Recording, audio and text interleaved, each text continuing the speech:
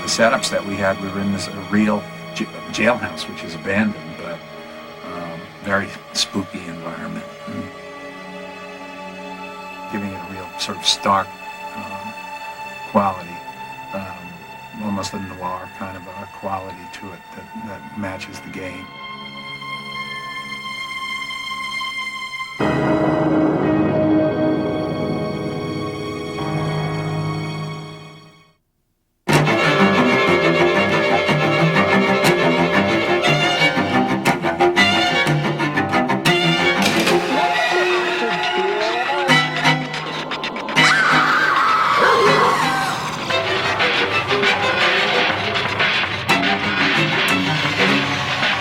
Biohazard 2.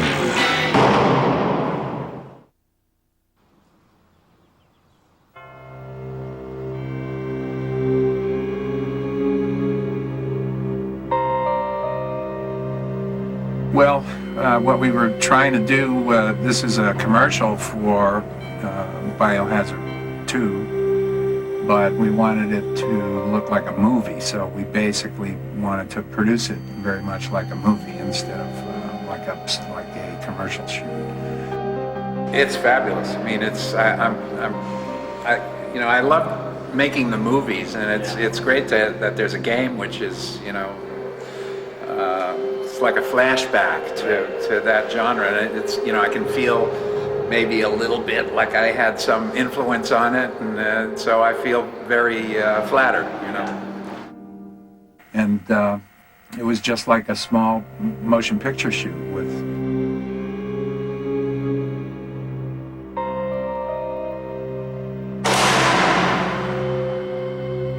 extras playing the zombies and a few people that were experienced playing the zombies, and the actors, Brad Renfro and Adriana, have experience. It was like working with a regular cast. Oh wow, yes. Some chick player, badass chick player, goes and gets to shoot all these zombies and stuff, and she's just this superhero. So, for aesthetic, just for a photographic aesthetic. And so Peter and I just talked about keeping it clean and making it look, like old Hollywood almost.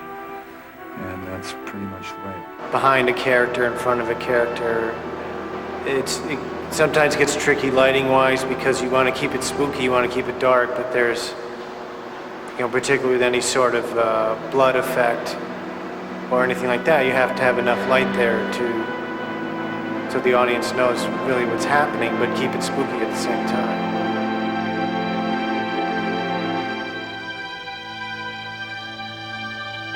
Screaming Mad George was fabulous. I mean, the zombies, he made some really terrific zombies for us. I just wish we could have given them more screen time.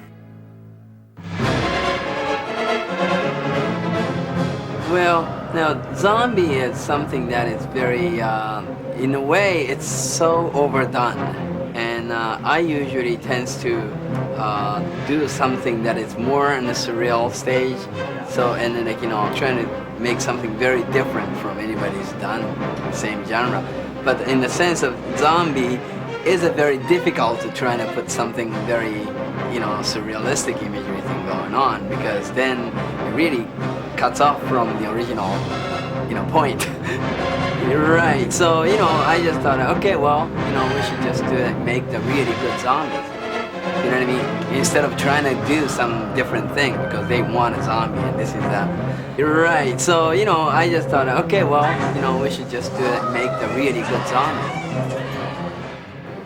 When I grew up on horror movies, the horror movies of the 40s and early 50s, zombies were always this sort of lower, blue-collar monster, And they were just vampiric. They were hungry for human flesh or blood or both. And that's really their only motivation. They're not particularly evil. They just behave the way a herd of animals might behave, or a herd of, hyenas, or that's what you have to watch out for. I mean, they're just driven.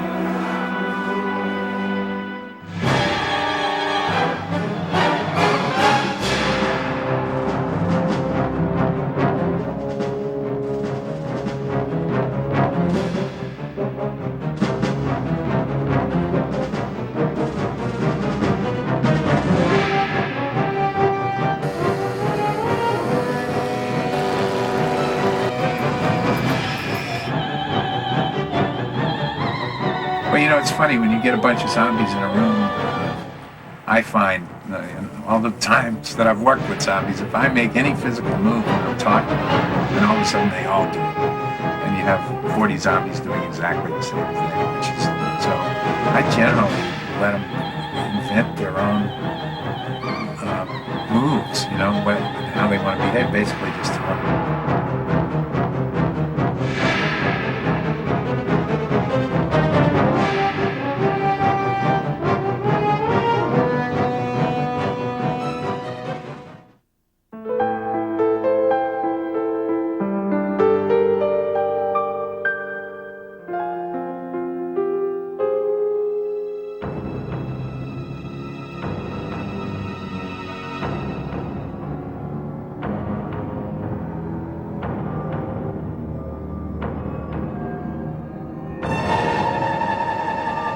What's that?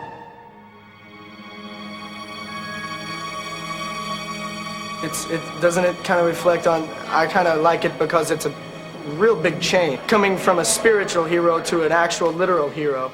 It's you know it's also very fun material, but it's good because it's a good little switch around.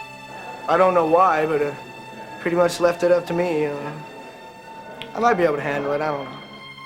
And you also like the naturality of it, you know. I mean, Brad was interested in the character, and so even though it's a very short piece, he was interested in, you know, knowing how to handle the guns.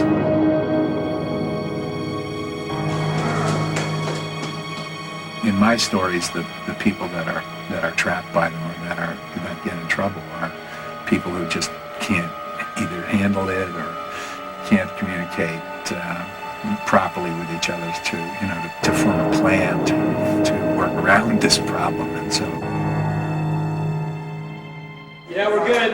That's all right.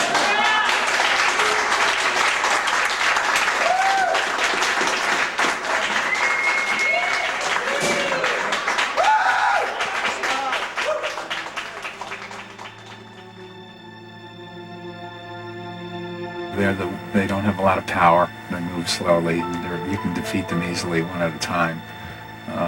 But when there's enough of them, and when you're not very organized yourself, or your group can't communicate or whatever, you know, they're going to get you.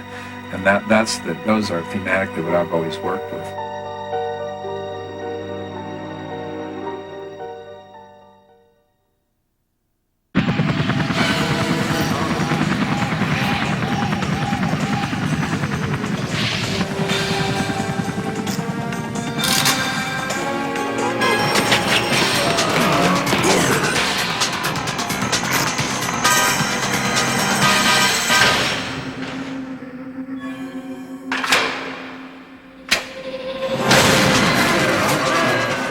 Biohazard 2.